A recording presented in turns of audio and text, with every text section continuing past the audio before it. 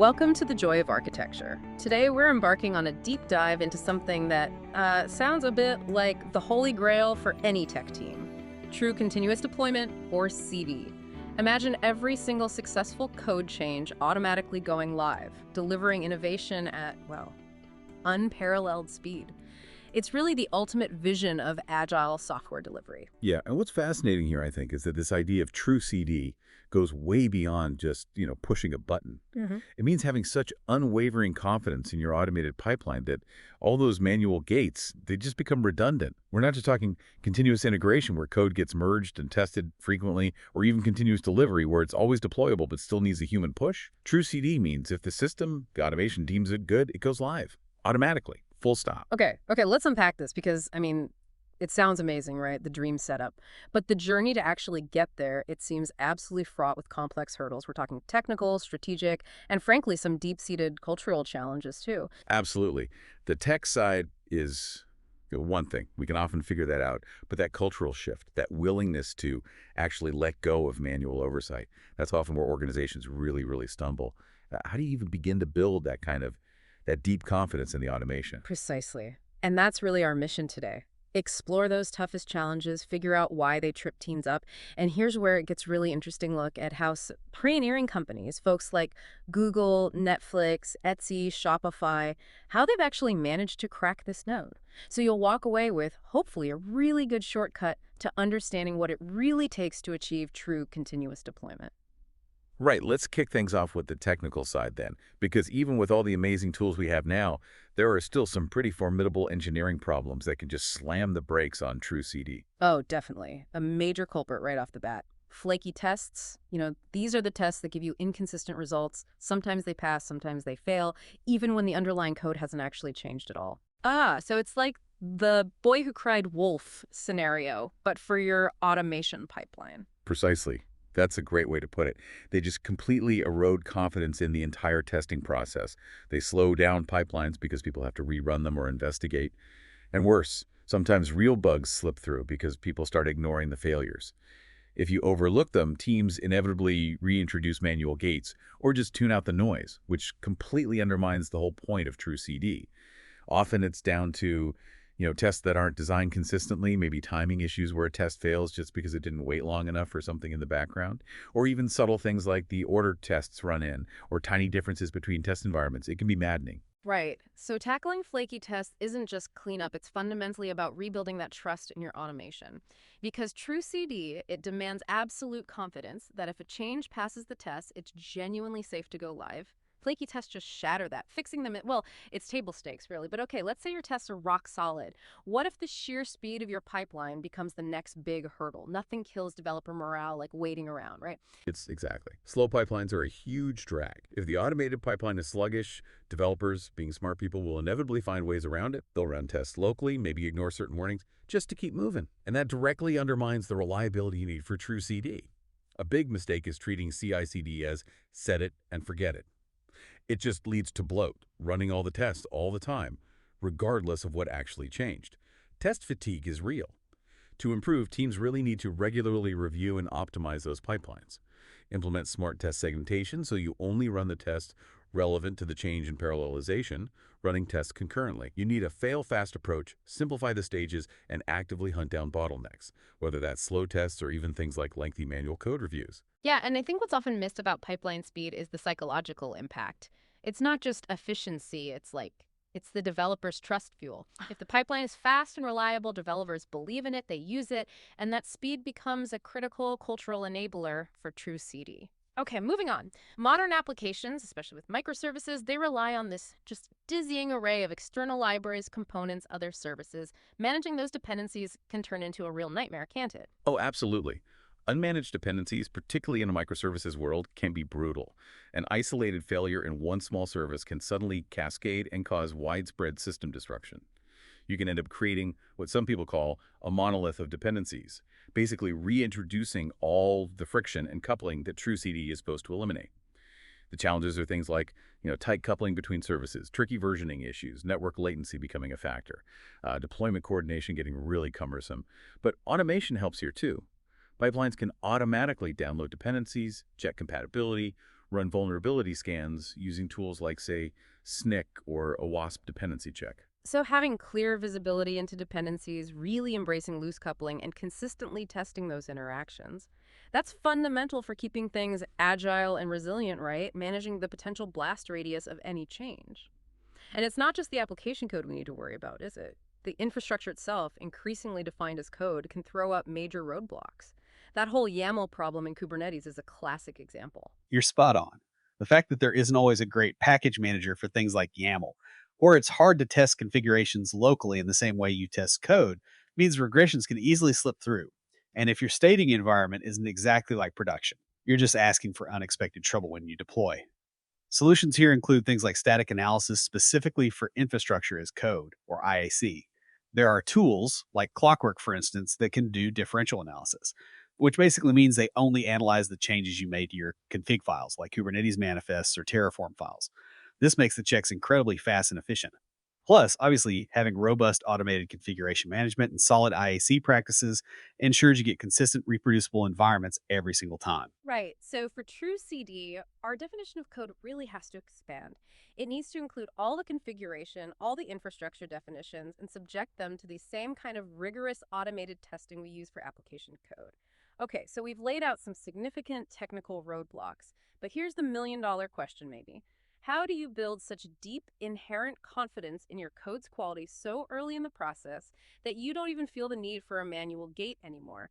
And this brings us squarely into the realm of shift left, doesn't it? Exactly. Shift left is all about moving testing and quality assurance activities much earlier in the development lifecycle, integrating them continuously. Quality stops being this final checkpoint, this gate at the end, and instead becomes something that's just built in right from the very start. And the benefits are huge. You get proactive issue resolution, finding and fixing problems when they're way simpler and cheaper to fix. You get enhanced quality and speed overall. And critically, you improve security by catching vulnerabilities much, much earlier. It also fundamentally requires breaking down those old silos between dev, test, and ops teams for better collaboration. So shift left isn't just a process change. It sounds like a fundamental cultural and mindset transformation. Quality becomes this shared, continuous responsibility, absolutely essential for confident, automated deployments. And when we talk about shifting left, unit and integration tests seem like the absolute bedrock, wouldn't you say? Absolutely. They are the primary engines driving that fail-fast principle we talked about. True CD really hinges on getting rapid feedback loops going, allowing developers to find and fix issues within minutes, not days or weeks. Unit testing focuses on those small individual code units classes, methods, and isolation, great for catching bugs early. Integration testing then verifies how different pieces of the software interact. This gives you a much more stable code base and immediate feedback when changes are made. For both, though, the best practices are crucial. Writing testable code from the beginning, automating the tests, committing code frequently, fixing broken builds immediately, and using things like on-demand environments, maybe Docker, for consistent results. Yeah, having comprehensive, well-maintained unit and integration test suites feels completely non-negotiable for true CD. They stop problems from snowballing and keep that continuous flow of value moving. But beyond those basics, what are some of the more advanced techniques that really help push quality further left? Well, two techniques that are really crucial for scaling quality assurance, especially when you're dealing with complex distributed systems, are contract testing and static analysis. They significantly reduce the need for those slower, more cumbersome end to end tests later down the line. Contract testing basically evaluates the interactions between services against predefined contracts. These contracts specify what inputs a service expects, what outputs it promises, its basic behavior. This helps prevent integration failures and gives much faster feedback than traditional end-to-end tests, often without even needing to deploy a full application instance. It's simpler, faster.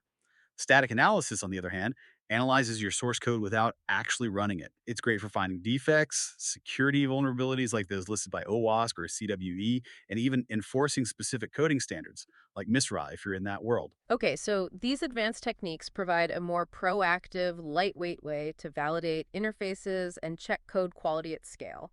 That builds higher confidence and helps justify removing those manual gates needed for true CD. And then, of course, there's TDD, test-driven development.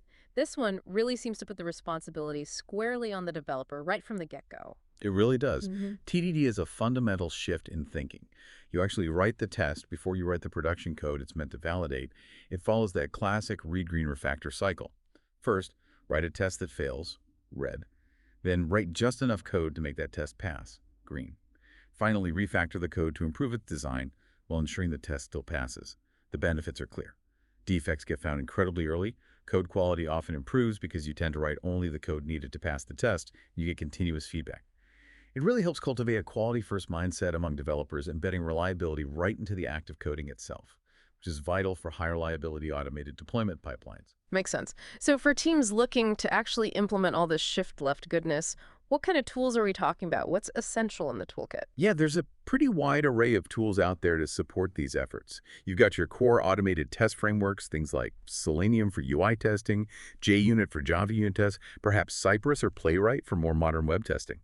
Then for the security side, you absolutely need vulnerability scanning tools like OSV Scanner or Snike open source to check your dependencies for known issues, CVEs. Secret scanning tools, like Trufflehog, are critical for finding accidentally committed credentials happens more than you'd think. Misconfiguration scanners like Checkoff are vital for checking your infrastructure as code for security flaws. And of course, code quality platforms like SonarQube give you continuous inspection for code smells and potential bugs. These tools provide those actionable insights you need to make a robust shift-left strategy actually work in practice. Okay, let's shift gears slightly to E2E testing end-to-end. It's all about validating the entire user journey, the full experience. But in a true CD world, where speed is absolutely king, doesn't that become a massive bottleneck? It feels like a real paradox. It absolutely is a paradox in true CD. You're right, E2E testing is crucial because it validates a whole user experience from start to finish. But its inherent complexity, the time it takes to run, the resources it consumes, it can be a significant bottleneck. And it generally requires a fully deployed, integrated application environment to even run. The key really isn't to just eliminate E2E tests altogether. It's about being strategic and optimizing them. You need to prioritize the critical user paths, the most essential use cases. You need to optimize their execution time, maybe using mocks for certain parts, pre-configuring test data, running tests concurrently where possible, and obviously automate them rigorously. A common pattern is running maybe a small subset of critical E2E tests before deployment, and then running the full slower suite asynchronously after the deployment is live. That makes sense. But how do teams manage the sheer environmental complexity needed for E2E tests without grinding everything to a halt? That seems like a major pain point for a lot of organizations. Yeah, and that's where ephemeral environments have become, frankly, game changers. These are temporary, isolated testing environments.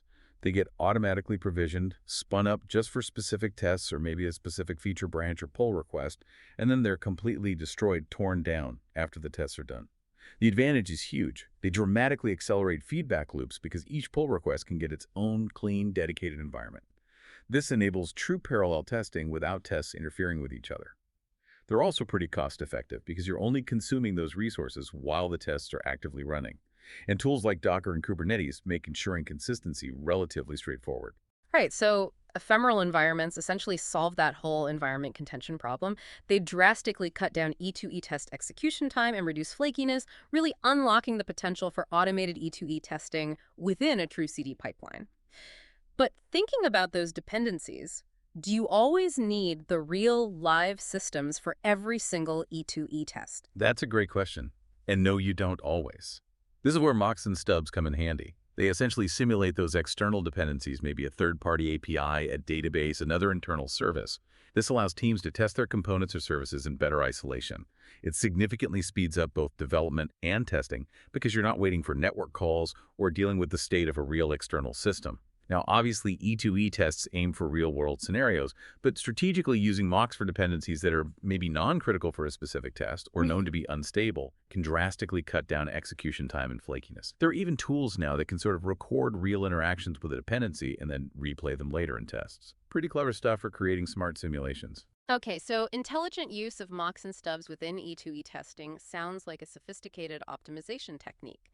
Helps you get faster, more stable pipelines in a true CD context, letting you simulate complex scenarios without needing the full environment overhead every time. But even with all this incredibly rigorous testing before deployment, how do you really know what's happening once your change actually hits production? Yeah, that's the crucial next step. And that's where synthetic monitoring comes into play. Synthetic monitoring involves using scripts or automated tools to simulate real user interactions and journeys through your application. It does this from various locations around the globe, proactively checking performance and availability, trying to identify issues before your actual users start experiencing them. In a true CD context, it plays several key roles. It gives you proactive issue detection 24/7. It helps validate deployments by catching performance regressions before you maybe complete a full rollout, like in a canary scenario. It helps ensure you're meeting your service level agreements or SLAs, and it really complements traditional E2E tests by providing continuous, focused validation in a production-like setting. I see.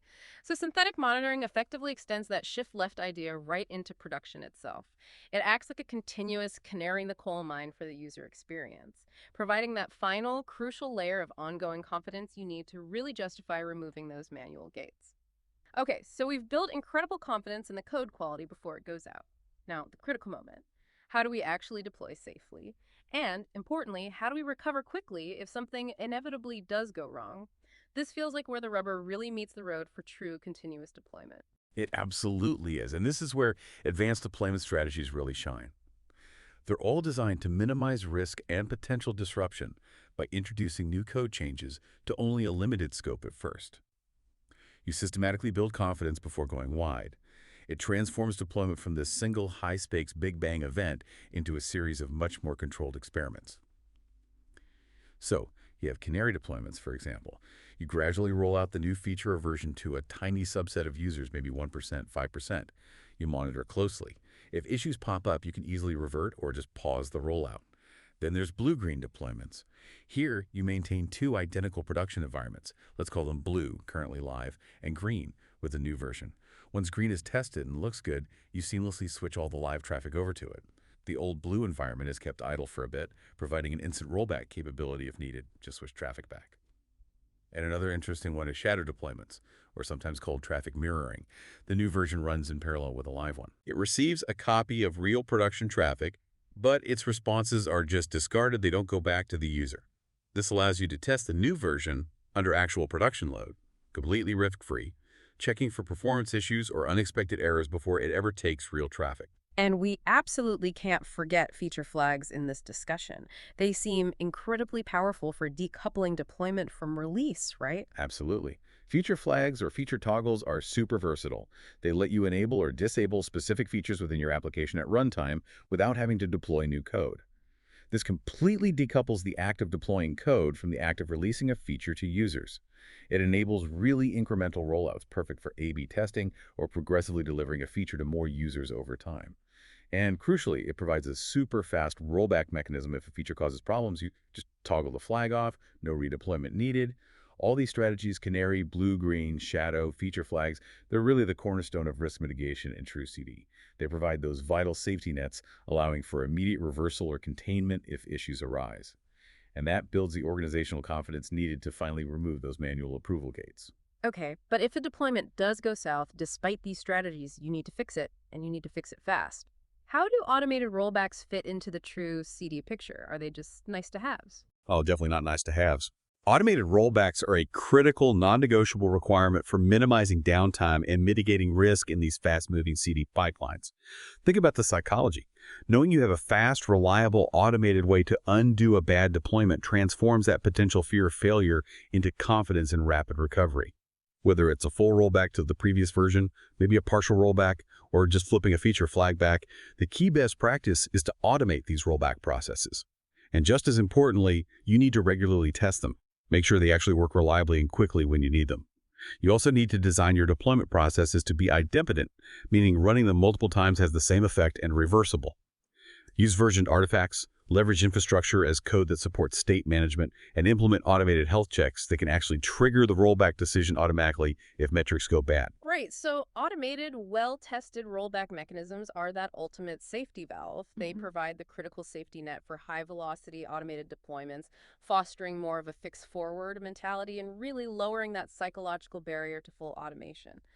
But, okay, it's one thing to deploy automatically and have rollback plans. If you don't actually know what's happening in your system in real time, you're essentially flying blind, aren't you? You absolutely are. And that's where observability comes in. Observability is like the sensory system for your true CD pipeline and your production environment. It provides that essential real-time, data-driven feedback loop. That's what enables rapid decision-making and builds the empirical confidence needed to automate deployments without constant human oversight. Without good observability, serious issues can go completely unnoticed until users are already severely impacted. It's typically built on three main pillars. First, metrics. These are numerical representations of system activity, things like CPU usage, memory, request latency, error rates. Crucial here are the DORA metrics we mentioned earlier: deployment frequency, lead time for changes, change failure rate, and time to restore service. They give you a high-level view of your delivery performance and stability. Second, logs. These are those time-stamped chronological records of events that happen within your system, absolutely vital for troubleshooting when something goes wrong. And third, traces. Traces map how a single request flows through all the different services in a distributed system. They're indispensable for pinpointing the root cause of latency issues or errors that span multiple components. Got it. So comprehensive observability covering metrics, logs, and traces is completely non-negotiable for true CD. It empowers teams to operate with confidence by giving them the data to understand the impact of every single automated change in real time, which massively reduces that perceived risk. Now, shifting slightly again. In this world of continuous deployment where code can potentially go live in minutes, security clearly can't be an afterthought bolted on at the end, can it? It absolutely can't. You hit the nail on the head. Think about it. In a true CD pipeline, a security vulnerability could potentially be live and exploitable by millions of users within minutes of being checked in.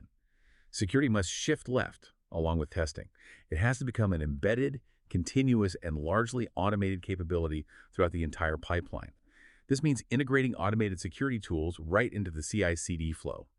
Things like static application security testing, SaaS tools that analyze your source code for vulnerabilities, dynamic application security testing, as tools that probe your running application, dependency scanning, which we touched on to check for known CVEs in your third-party libraries, configuration linting to catch security misconfigurations in your infrastructure as code, and secret scanning to prevent credentials leaking out. Policy as code becomes really vital here too. Writing your security and compliance policies as machine-readable code that can be automatically tested and enforced within the pipeline itself. Right. So DevSecOps isn't just a buzzword. It's about transforming security from this traditional gatekeeping function into an always-on invisible guardrail, ensuring that all that increased deployment velocity doesn't come at the cost of increased security risk or compliance nightmares. Okay, we have covered a ton of technical ground testing, pipelines, deployments, observability, security, but, it often seems like the hardest part isn't the tech itself, it's the people, the culture. You're absolutely right. I think in many cases, the most formidable impediments to achieving true continuous deployment actually stem from the human and structural dynamics within an organization. So why is there often so much resistance to something that, on the surface, seems so obviously beneficial? Faster delivery, better quality, what's the holdup? Well, true CD fundamentally changes how an organization operates, how people work. And change often triggers fear. Fear of jobs changing or becoming obsolete, maybe a simple reluctance to leave familiar, even if they're imperfect, processes behind.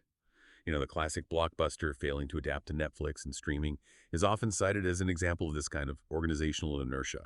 Resistance just prevents organizations from capitalizing on new opportunities and adopting workflows that could really benefit them. The solution isn't easy.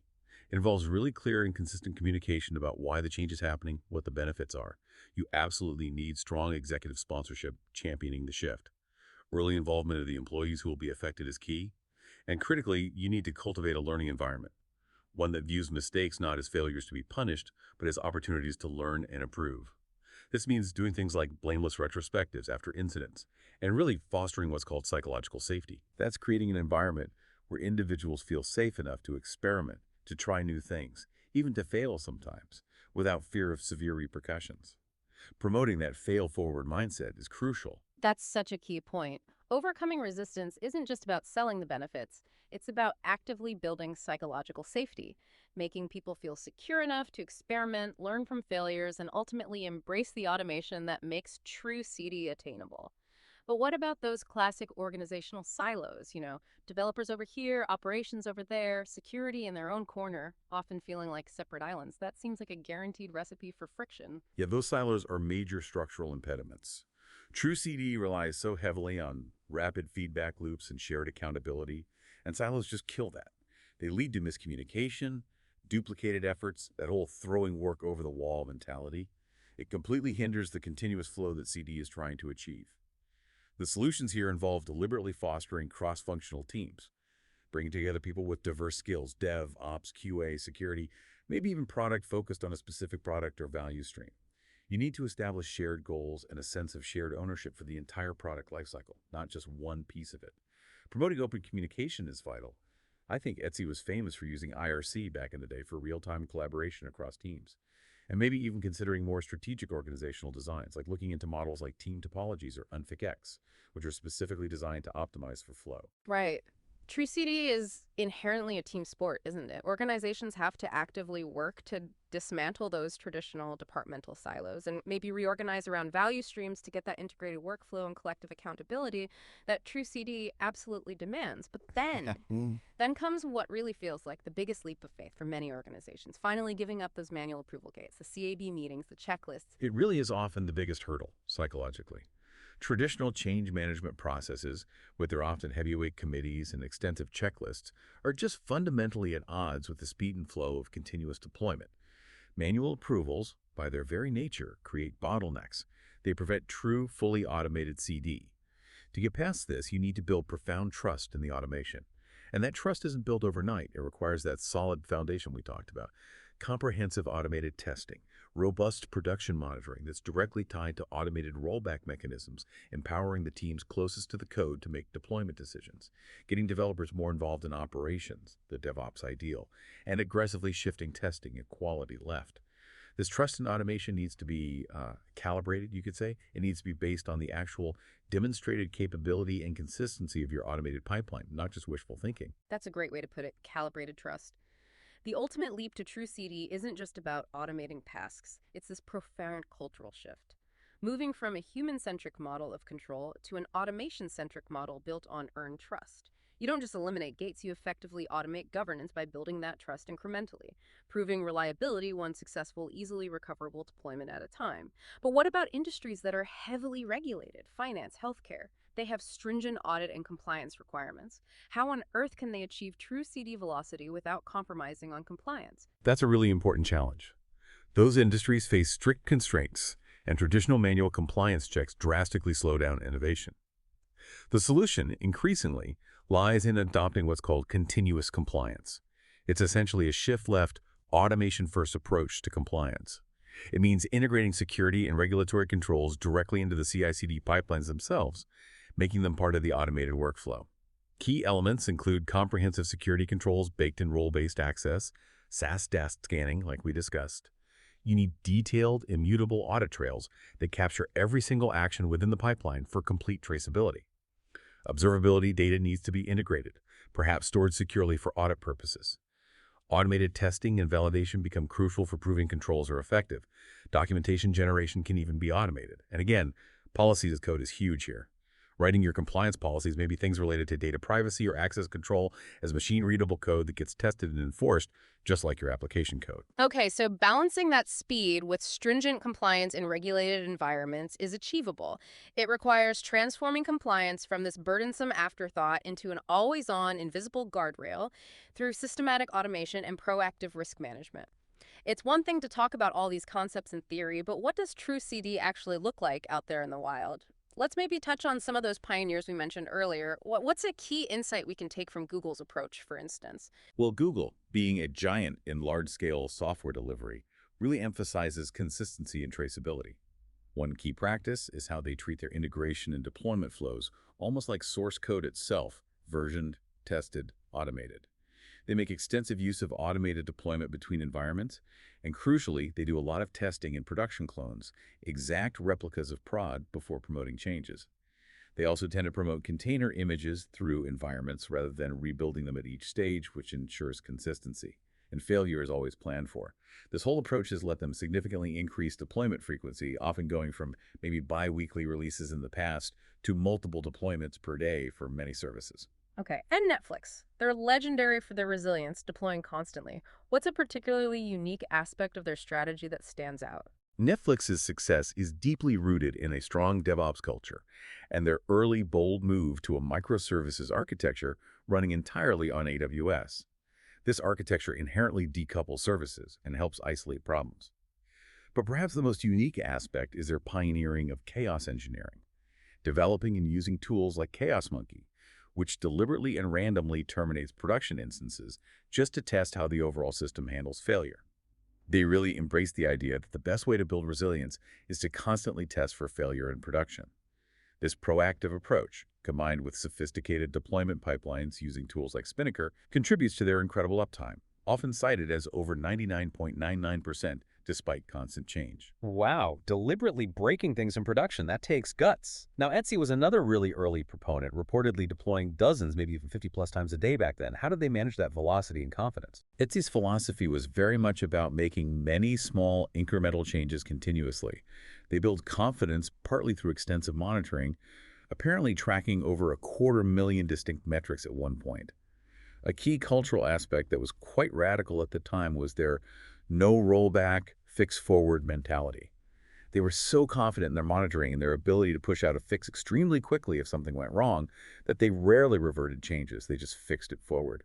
They also famously gave developers direct access to production environments for troubleshooting, used feature flags extensively, and built custom tooling like Deployinator for one-click deployments. This really streamlined their process, cutting deployment times down from days to minutes. A fix-forward mentality that speaks volumes about their confidence in their tooling and people.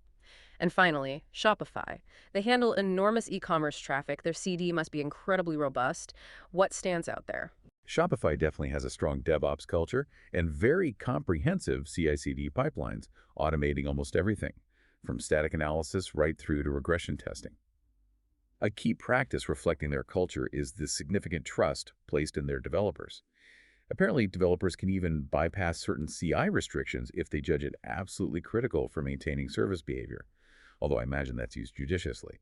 They've also invested heavily in developing custom deployment tools, like their system called Ship It. And they rely heavily on containerization with Docker and orchestration with Kubernetes, along with proactive monitoring using tools like Prometheus and Grafana. It's all geared towards enabling rapid innovation while maintaining platform stability and scalability at massive scale. Those are some fantastic examples of how different companies tackled these challenges. So let's try to bring it all together. We've covered the technical hurdles, the cultural shifts, the crucial safety mechanisms, and seen how some of the big players operate. What does this all really mean for someone listening who wants to move their organization towards true continuous deployment? I think the absolute core challenge, the thread running through everything we've discussed, is building that unwavering confidence in your automated pipeline. It's not just a technical upgrade. It's a profound organizational transformation. It requires that significant cultural shift we keep coming back to, moving away from a human-centric control model where people are the gates to an automation-centric trust model where the system provides the confidence. And that trust, it has to be earned. It's built incrementally, deployment by deployment, through consistently positive outcomes and demonstrating rapid, effective recovery whenever issues do arise.